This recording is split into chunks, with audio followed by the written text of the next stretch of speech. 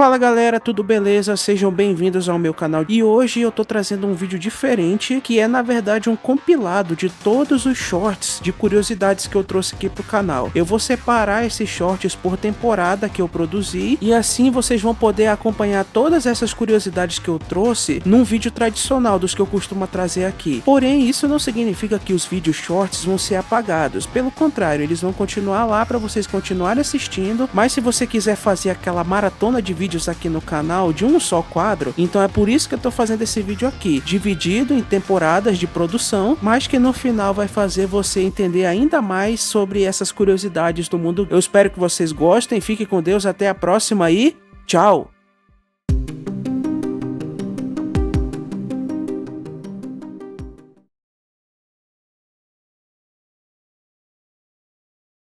Você sabia que a palavra gringo vem do espanhol? Existem teorias e mais teorias de como essa palavra surgiu, mas aquela que é mais aceita é que ela surgiu no século XIX durante a Guerra Mexicano-Americana, onde os soldados americanos usavam trajes verdes durante os combates. Quando os mexicanos avistavam os americanos, eles gritavam "Gringo!" e os soldados mexicanos ouviam isso e fizeram uma adaptação linguística, transformando assim esse grito na expressão gringo. E até hoje essa expressão é usada e tornou-se uma forma dos falantes das línguas latinas se referirem às pessoas de fora como estrangeiros, especialmente os que falam a língua inglesa.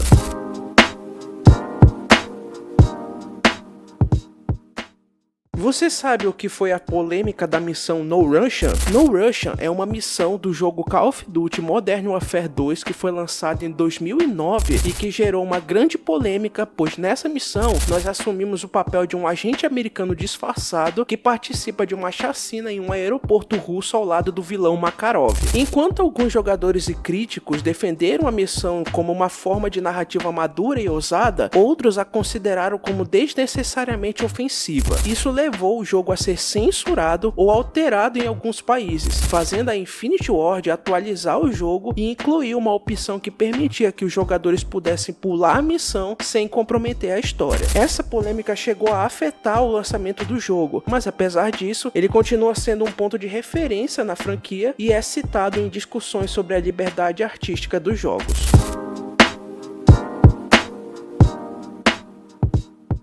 Você sabe de onde surgiu a expressão Jerônimo? Nascido em 1829, o Jerônimo era um líder xamã da tribo Apache conhecida como Chiricahua, e ele ficou famoso por sua resistência contra a colonização dos mexicanos e dos americanos no sudeste dos Estados Unidos. O Jerônimo liderou inúmeras campanhas de resistência e tornou-se um verdadeiro símbolo de bravura e de luta pela liberdade. E mesmo depois de sua captura em 1886, ele continuou a inspirar muitos como prisioneiros de guerra. E durante a Segunda Guerra Mundial, alguns soldados americanos adotaram o nome do líder Apache enquanto soltavam de paraquedas de aviões, expressando bravura e coragem diante do perigo de morte iminente da guerra.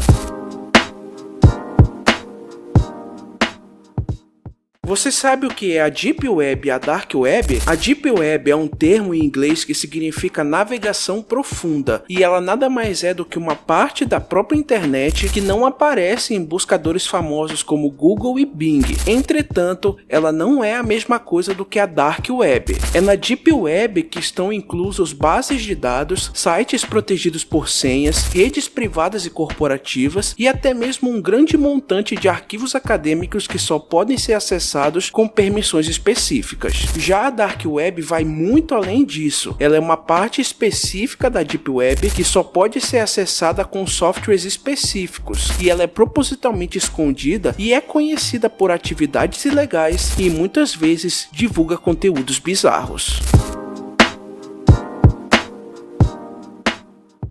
Você sabia que o Mortal Kombat foi baseado no Van Damme? Jean-Claude Van Damme era um ator que estava no início da sua carreira em Hollywood, pois tinha feito apenas algumas pequenas aparições rápidas em filmes, mas foi em 1988 que ele estreou nos cinemas com o ótimo filme Bloodsport, O Grande Dragão Branco. Van Damme foi convidado pelo Ed Boon e o John Tobias nos estágios iniciais da criação do jogo, mas por conflitos na agenda, ele recusou essa proposta, e por isso eles chamaram o ator Daniel Pessina e trocaram o nome do personagem personagem para Johnny Cage. E a criação do Johnny Cage reflete em partes a vida do Van Damme, pois ambos são atores de filmes de ação e artes marciais. E uma das características do Johnny é o soco que ele aplica nas partes baixas dos inimigos e que faz referência à cena clássica do Grande Dragão Branco.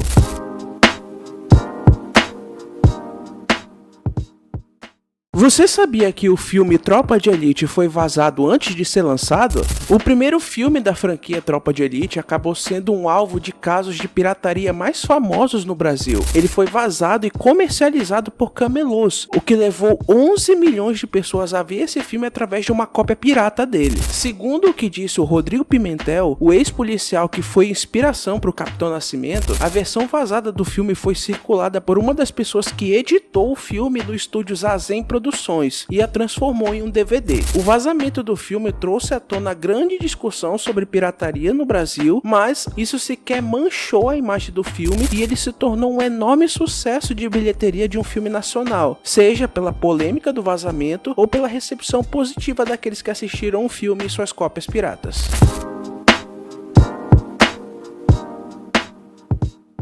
Você sabe o que é o projeto MK Ultra? Se você já jogou Call of Duty Black Ops Cold War, é falado lá que o nosso personagem foi usado pelos agentes americanos em um programa chamado MK Ultra. MK Ultra foi um programa americano secreto da CIA iniciado nos anos 50 e tratava-se de um método de controle e manipulação mental em que os seus indivíduos recebiam doses de substâncias ilegais sem o seu consentimento e escutavam sons ou palavras para facilitar o seu controle mental. Esse projeto ficou em segredo por muitos anos, até ser revelado em 1975, causando indignação pública, já que eram realizados em universidades e até mesmo prisões dos Estados Unidos e do Canadá. E isso se tornou um episódio que reforça a importância da transparência e da responsabilidade nas pesquisas científicas e governamentais.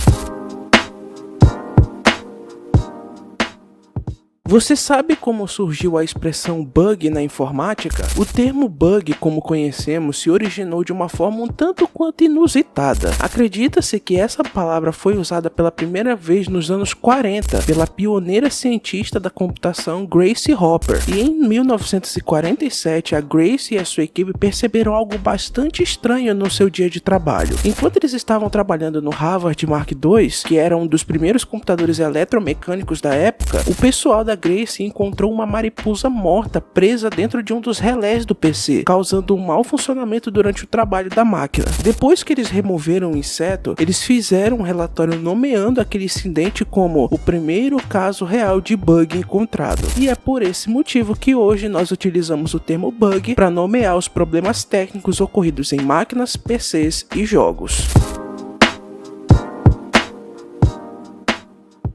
Você sabe qual é a diferença entre um hacker e um cracker? Hackers são especialistas em tecnologia / informática, conhecidos pela sua habilidade de explorar sistemas e saber como eles funcionam. Na maioria das vezes, os hackers utilizam seu conhecimento em informática para derrubar as barreiras de segurança de um sistema. Por outro lado, os crackers são aqueles que usam suas habilidades para defender as redes e os sistemas de segurança, impedindo os hackers de roubarem informações confidenciais e de derrubar as mesmas barreiras de segurança de um sistema. Existe uma diferença enorme entre os hackers e os crackers. Hackers são aqueles que tentam destruir um sistema, enquanto que os crackers são aqueles que são responsáveis por proteger um sistema. Essa diferença é tão importante quanto a função de cada um.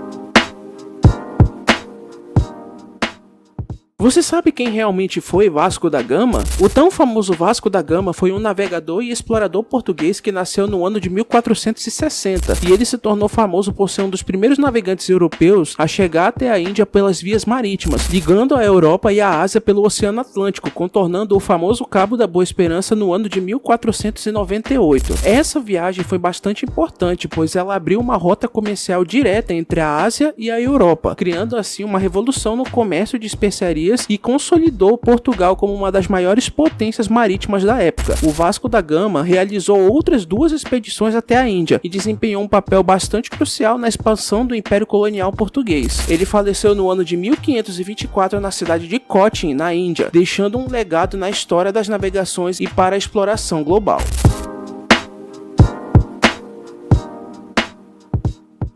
Você sabe de onde surgiu a expressão spam? Originalmente, spam é uma marca de carne enlatada produzida pela Hormel Foods Corporation, cujo nome ganhou um novo significado por causa de uma sketch humorística feito pelo grupo de stand-up britânico chamado de Monty Python. Nessa sketch, que foi transmitida nas televisões britânicas em 1970, uma pessoa entra num restaurante lotado e vê que todos os pratos servidos ali eram feitos com comidas enlatadas da marca Spam, até que num determinado momento, um grupo de vikings começa a cantar. Só que a música era uma repetição irritante da palavra spam, que faz com que a pessoa fique bastante incomodada e saia dali correndo. Foi por conta dessa sketch que as pessoas associaram o termo àquelas mensagens chatas, irritantes e repetitivas recebidas na internet.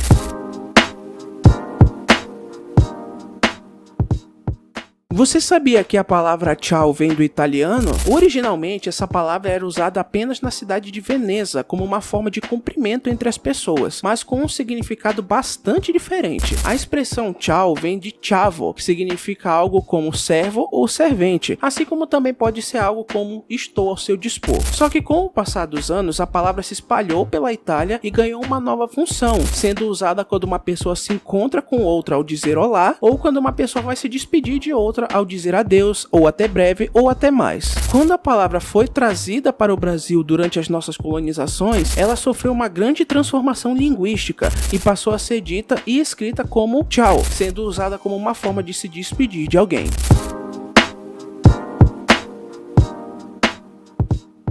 Você sabia que My Hero Academia é inspirada nos heróis americanos? Acreditem ou não, mas o criador de My Hero Academia, Kohei Horikoshi, é grande fã declarado das histórias em quadrinhos da DC e da Marvel. Ele se baseou em personagens como Homem-Aranha e Superman quando ele criou os personagens do mangá. Porém, ele também já declarou que Dragon Ball é uma das suas obras preferidas, se baseando em muitas lutas clássicas do anime e do mangá do Toriyama para criar todo aquele clima de tensão nas batalhas entre os heróis da UA e toda a galeria de vilões sobre o comando do All for One. Quando ele é perguntado a respeito da criação da rivalidade entre o Midori e o Bakugou, ele afirma ter se inspirado na amizade / rivalidade entre o Naruto e o Sasuke no mangá do Masashi Kishimoto. E se a gente parar pra analisar, é praticamente idêntico à jornada deles em ambas as séries. Mas me diz aí, você sabia que My Hero Academia tinha todas essas influências?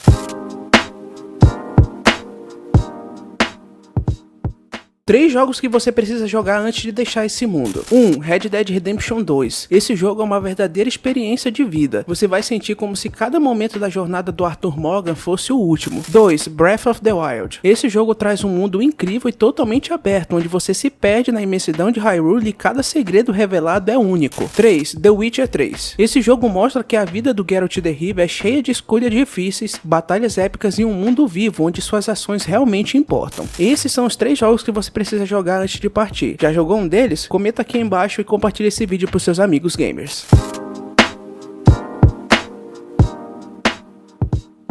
Você sabe como o Akira Toriyama criou o Kamehameha? Todos nós estamos bem habituados com a execução do Kamehameha pelas mãos dos personagens de Dragon Ball, mas a questão é que esse golpe quase não teve um nome muito chamativo, pois o Toriyama não conseguia pensar em algo que fosse facilmente lembrado. Foi então que a sua esposa, Nachi Mikami, entrou em cena e ela deu aquela sugestão que ele precisava para escolher o nome do golpe. Ela sugeriu que esse golpe se chamasse Kamehameha, inspirado em um rei havaiano lembrado pelo povo do Havaí como seu unificador. Com isso em mente, o Toriyama pesquisou a respeito e entendeu que o nome tinha um significado no seu idioma, separando-o nos seguintes kanjis. Kami é tartaruga, Rami é onda e Ra é destruidora, ou seja, seria uma onda destruidora da tartaruga. E a partir desse momento, o Kamehameha entrava para a história como o golpe mais famoso de todo o mundo nerd.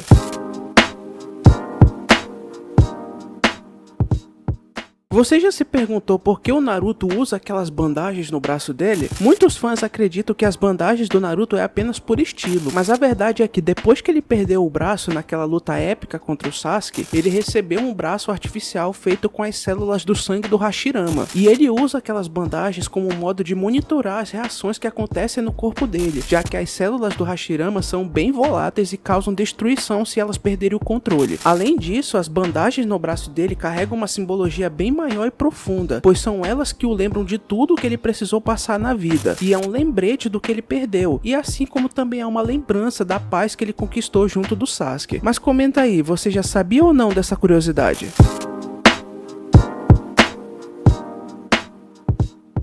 Você sabe o que significa o termo rubber band? A tradução literal do termo do inglês para o português significa fita elástica e é uma mecânica aplicada nos jogos, principalmente nos jogos de corrida, que ajusta automaticamente a dificuldade da competição para manter um equilíbrio. Ou seja, se você está liderando uma corrida e o seu oponente aparece do nada do seu lado, significa que o jogo ajudou o oponente a chegar mais perto de você na corrida e dependendo da programação do rubber band, pode ser que você passe um pouquinho de raiva jogando. Mas comenta aí, em qual jogo de corrida você já sofreu por causa do rubber band?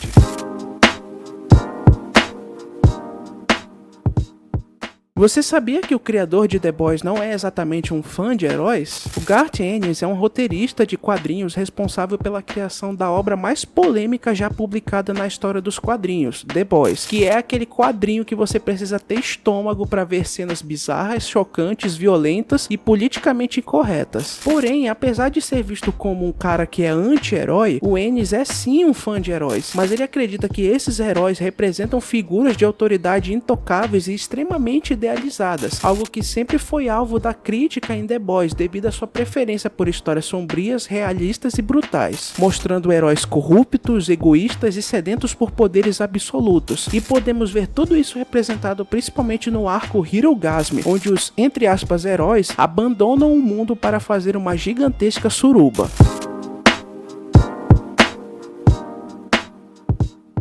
Você sabia que o Kentaro Miura revolucionou o mundo das artes? O criador de Berserk já gostava de desenhar desde muito pequeno. Quando tinha 10 anos, o Miura criou seu primeiro mangá, o Mihuranger, e 8 anos depois, com 18 anos, ele começou a desenvolver aquela que seria o seu magnum opus, o próprio Berserk. E para esta obra, ele se inspirou em artes renascentistas, mitologias e os sentimentos mais profundos do ser humano, o que deu à história um universo sombrio, fascinante, gigantesco e que continua cativando inúmeros fãs até os dias de hoje. A influência foi tão grande que jogos como Dark Souls e vários outros mangás foram inspirados pela narrativa sombria de Berserk no que diz respeito à luta entre a luz e a escuridão. Infelizmente, o Miura nos deixou em 2021, mas a sua história e o seu legado certamente vão viver para sempre.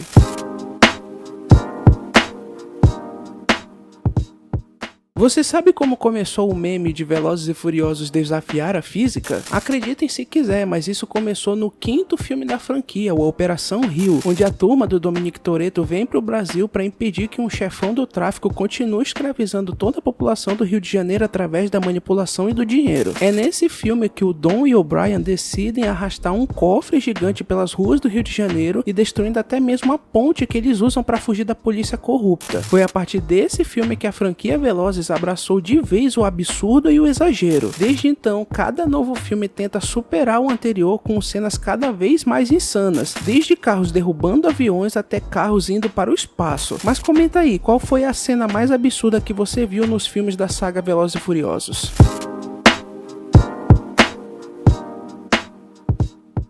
Você sabe o que é a criatura Yamata no Orochi? O Yamata no Orochi, ou apenas Orochi, é um dragão de 8 cabeças que é a representação do caos dentro da mitologia japonesa. Ele é como uma versão japonesa do demônio Apophis da mitologia egípcia, e dentro da sua lenda, ele enfrentou o Susanoo, o deus japonês dos mares. E nessa batalha no estilo Dragon Ball, o Susanoo derrotou o Orochi usando a sua astúcia e força, e depois que derrotou o monstro, ele tirou de sua cauda a lendária espada Kusanagi, um dos 3 tesouros sagrados descritos na mitologia japonesa. E essa história foi usada como base para a criação da franquia The King of Fighters, onde o Yori Yagami, o Kyo Kusanagi e a Shizuru Kagura formam um time chamado de Tesouros Sagrados, e também na criação do vilão mais amado e odiado de Naruto, o Orochimaru.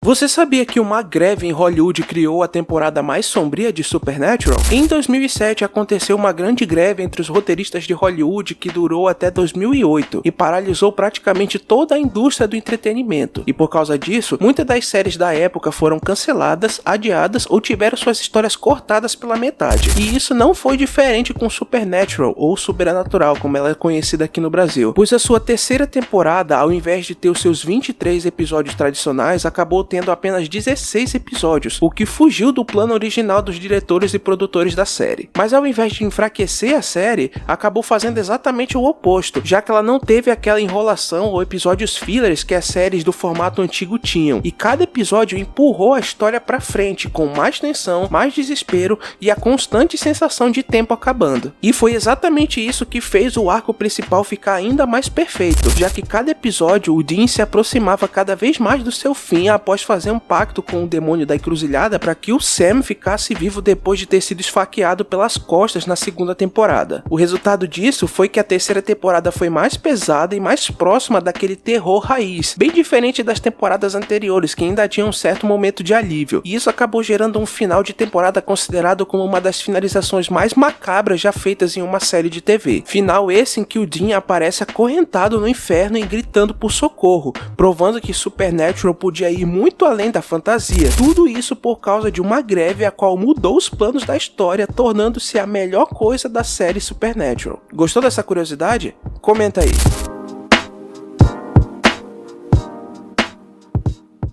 Você sabia que a internet surgiu por causa da bomba atômica? Na Segunda Guerra Mundial, a treta do eixo contra os aliados despertou a necessidade da criação de máquinas e de formas mais rápidas e seguras de comunicação. Em 1946, nasceu o ENIAC, que é considerado como o primeiro computador digital eletrônico do mundo, e foi a partir dele que se criou o termo computador, já que a função dele era exatamente essa, computar dados. Dos anos 50 aos anos 60, o período da Guerra Fria, os Estados Unidos e a União Soviética estavam saindo no braço para ver quem teria as armas mais fortes e quem seria o primeiro país a pousar na Lua. Em 1957, quem marca o primeiro ponto no placar são os soviéticos, lançando o satélite Sputnik, deixando os Estados Unidos putos da cara com a possibilidade dos soviéticos transformarem o espaço numa zona de guerra. Em 1958 é criada a ARPA, uma rede de conexão para unir universidades e centros de pesquisa para descobrir as localizações dos inimigos, explorar defesas e impedir que bombas mais poderosas fossem criadas. E 4 anos depois, em 1962, o cientista Joseph Carl Licklider plantou a ideia revolucionária de uma rede global de computadores que poderiam se comunicar entre si, algo considerado como ficção que virou realidade. Em 1969 nasce a ARPANET, que foi o primeiro sistema de conexão entre computadores à distância, mas uma das primeiras mensagens enviadas acabou não sendo enviada do jeito certo, já que o sistema caiu justamente na hora que ela foi enviada. Já em 1973 surgiu o TCP/IP, que é usado até hoje, capaz de permitir que diferentes redes estivessem unidas a uma rede mestre. No ano de 1981, a IBM lança o IBM PC 5150, o primeiro computador pessoal, mas foi só em 1983 que surge o termo internet, e após 2 anos vem a criação da primeira versão do Windows. Quase no final dos anos 90, em 1989, o cientista britânico Tim Berners-Lee cria a World Wide Web, a WWW, mas ela só se tornou pública em 1992, e 2 anos depois, em 93, surge o primeiro navegador Mosaic, e em 95 a internet começa a ser comercializada pelo mundo inteiro, que é justamente o ano que ela chega aqui no Brasil. Por fim, de 98 a 2022, sites como Google, Orkut e YouTube foram criados, além da internet móvel ter finalmente saído do papel até chegarmos à era da inteligência artificial, que hoje comanda boa parte das nossas vidas.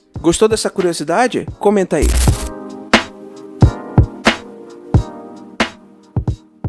Você sabe o que é o Projeto Manhattan? Durante a Segunda Guerra Mundial, os Estados Unidos descobriram os planos dos nazistas de criar uma arma devastadora baseada no conceito científico da fissão nuclear, algo que acabaria transformando o mundo em um caos. Foi aí que nasceu o Projeto Manhattan, um programa ultra secreto do governo americano que reuniu os maiores cientistas da época, entre eles o Julius Robert Oppenheimer, nomeado hoje como o pai da bomba atômica. O objetivo do programa era simples e assustador, criar justamente a primeira bomba nuclear do mundo, mas além do Oppenheimer, milhares de pessoas trabalharam nesse projeto, só que muitas delas nem sequer sabiam do que elas estavam envolvidas. Tudo era secreto e urgente, porque era uma corrida contra o tempo para vencer o inimigo que estava se fortalecendo a cada dia, e com isso, os Estados Unidos realizaram o primeiro teste nuclear da história, chamado de Trindade. Quando a explosão aconteceu, foi algo nunca visto antes. A potência foi tão grande que levou os cientistas até a criação de 2 bombas famosas poderosas que foram capazes de dizimar cidades inteiras, a Little Boy e o Fat Man. Essas bombas foram lançadas no Japão, nos bombardeios das cidades japonesas de Hiroshima e Nagasaki, que acabou ceifando milhares de vidas inocentes, além de serem as responsáveis por fazer o mundo entrar na era nuclear. Ou seja, o Projeto Manhattan não foi só uma conquista científica, ele foi um lembrete do poder e do perigo daquilo que o ser humano é capaz de criar, e até hoje as consequências ainda ecoam. Gostou dessa curiosidade?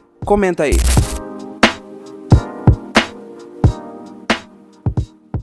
Você sabia que um escândalo no Vaticano inspirou o livro O Código da Vinci? Muitas pessoas acreditam que o livro do escritor Dan Brown e o filme do diretor Ron Howard contavam uma história verdadeira que foi ocultada pela Igreja Católica sobre a verdadeira natureza de Jesus Cristo, mas a verdade a respeito dessa história é ainda mais polêmica. Mas, primeiro de tudo, vale lembrar que o livro O Código da Vinci foi lançado em 2003 e o escândalo conhecido como Vatican Leaks só aconteceu no ano de 2012, o pleno fim do mundo. Ou seja, o Vatican Leaks não teve nada de envolvimento na criação desse livro, só que ele reacendeu tudo aquilo que o livro já criticava na sua essência. O Vatican Leaks aconteceu quando diversos documentos secretos do Vaticano foram vazados para a imprensa, denunciando coisas como disputas de poder interno, corrupção financeira, brigas entre cardeais, má administração e segredos escondidos, o que abalou a imagem da Igreja Católica. E o motivo pelo qual associaram isso ao Código da Vinci é porque o livro trata justamente da ideia que a igreja esconde segredos históricos há séculos, pois na história existem sociedades secretas, documentos ocultos, conspirações e verdades proibidas que são perseguidas pelo Robert Langdon, que é o personagem interpretado pelo Tom Hanks. Quando o Vatican Leaks explodiu, muita gente pensou que a história do livro não tivesse tão errada assim, mesmo sendo claramente uma ficção. E o grande problema disso é que o livro mistura fatos reais com invenções, o que fez milhões de pessoas acreditarem que tudo ali era verdade, aumentando essa desconfiança no Vaticano. Gostou dessa curiosidade? Comenta aí.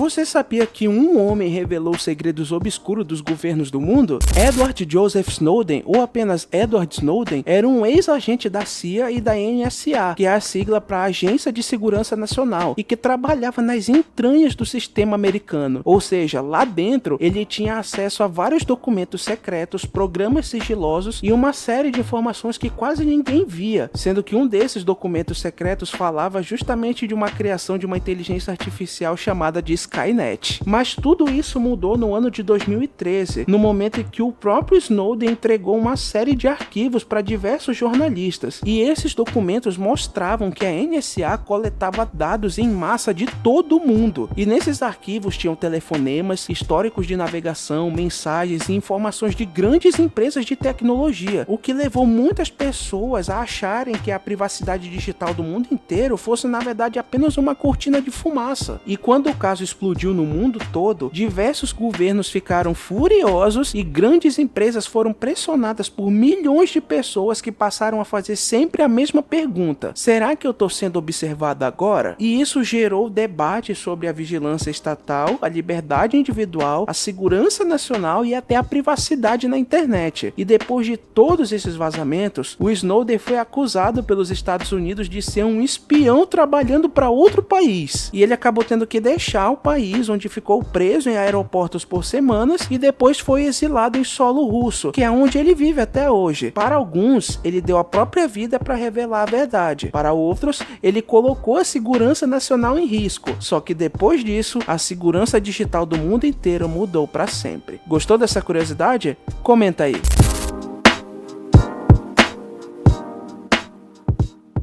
Você se lembra do Baidu antivírus? Se você tem contato com computadores há muito tempo, é bem provável que você já tenha instalado ou já pensou em instalar o Baidu antivírus como a solução perfeita para resolver os problemas relacionados a vírus no seu PC. Só que existe uma verdade que quase ninguém sabe a respeito dele. O Baidu antivírus foi lançado pela empresa Baidu, uma empresa de tecnologia chinesa que muitas vezes é chamada de Google da China. E a princípio a proposta dele era ser um antivírus gratuito que trazia proteção em tempo real, consumo leve de memória e uma interface mais amigável para todos, o que fez com que ele se tornasse muito popular em vários países. O problema era que os PCs da época não eram tão potentes quanto os PCs atuais, e a maioria dos programas de antivírus da época eram bastante caros e deixavam o PC ainda mais lento do que ele já era, e por isso que muita gente migrou para o Baidu, mas a explosão de ódio contra ele veio quando ele se tornou instalável através do famoso site Baixa Aqui. Como muitos usuários instalavam sem ler o que aparecia nos instaladores dos programas do site, eles acabavam abrindo a porta para o Baidu entrar, e quando tentavam desinstalar, o programa fazia de tudo para não ser desinstalado, o que era um comportamento agressivo de um malware. Além disso, surgiram teorias e desconfianças sobre roubos de dados de usuários, o que fez com que a reputação do programa caísse ainda mais. E no ano de 2015, a Baidu entrou em um conflito público com a iHope 360,